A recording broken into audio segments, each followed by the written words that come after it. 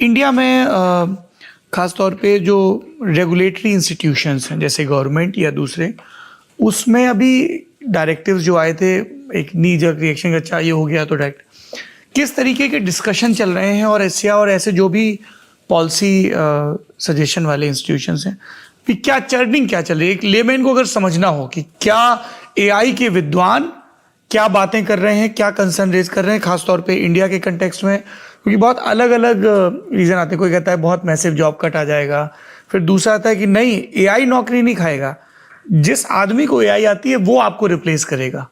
ठीक है, ये वाली बातें आती हैं। कई लोग 80s वाली डिबेट में चले जाते हैं कि साहब जब कंप्यूटर आ रहे थे तब भी इस तरह की चिंताएं व्यक्त की गई थी। ये बताइए ज़रा।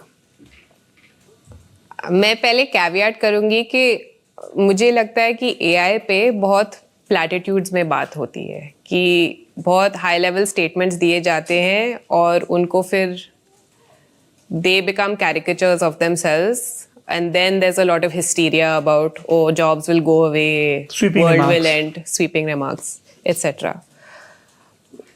Jobs consider करते हैं, completely depend करता है industry पे, completely depend करता है demands of the industry. Yes, as a capitalist business person, incentive है कि अगर मैं अपना cost कम कर सकता हूँ या कर सकती हूँ तो करूँगी, absolutely. Not necessarily the case that AI will afford me that. But what I think it will do, what I think it does very well, is complement existing strengths. Like, I don't think, for instance, कि ChatGPT एक newsroom को replace कर सकती है. Absolutely not. I mean, we can go into the debate on between newsrooms and generative AI, but do I think that, and actually you are better placed to respond to this than me, do I think that it complements the work of a newsroom? Absolutely. Does it make things quicker? Absolutely. Would it make, I think that to some extent entry level लोगों के लिए थोड़ा सा मुश्किल करेगा. I mean, but only because I think that most of our educational institutions are failing our students today. They are not equipping them with the skills that they need for the workforce. I see it every day in my institution. उनको equip नहीं करे correct skills के साथ. आप क्या सीखते हो in most colleges in this country? आप बस सीखते हो exam देना. आपको कोई soft skills नहीं teach करता, आपको कोई communication skills नहीं teach करता, etc. etc. आप सब basically self learning होता है.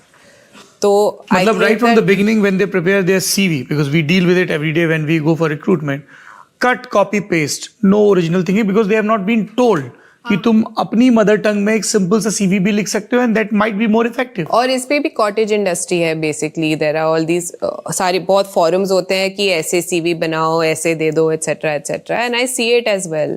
It's all cut, copy, paste, absolutely. But मुझे नहीं लगता इंडिया में उतना इम्पैक्ट होएगा, क्योंकि इंडिया में इंटरैक्शन का बहुत ज़रूरत होता है काम करने के लिए. That's not something that AI can do. And I think that as long as that is required, that's not something that it can do. Magar haan, like structuring documents, it's excellent at it, even though it may say some stupid things in the middle. Creating a structure for a document, a logical structure, that's something that most entry-level students that I've seen can't do it. They cannot do it.